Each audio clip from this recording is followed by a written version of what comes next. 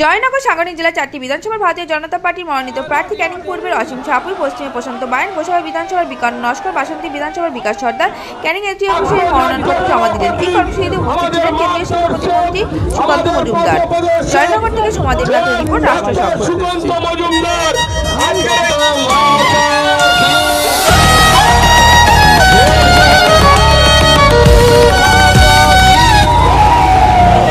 বাংলা এবার বিকশিত হবে সচ্ছল সক্ষম, নব বাংলায় গাইবে সবাই বন্দে মাতরম।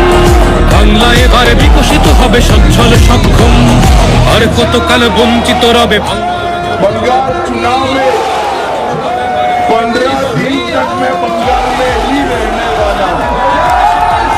মায়ের কোলে ফিরবে খোকা, ফিরবে নিজের বাড়ি, নিজের রাজ্যে থাকবে চাকরি উপার্জনের পথ। নব বাংলাতে করবে তরুণ নিজের ভবিষ্যৎ, নির্ভয়ে নারী হাঁটবে পথে, ভয়হীন রাত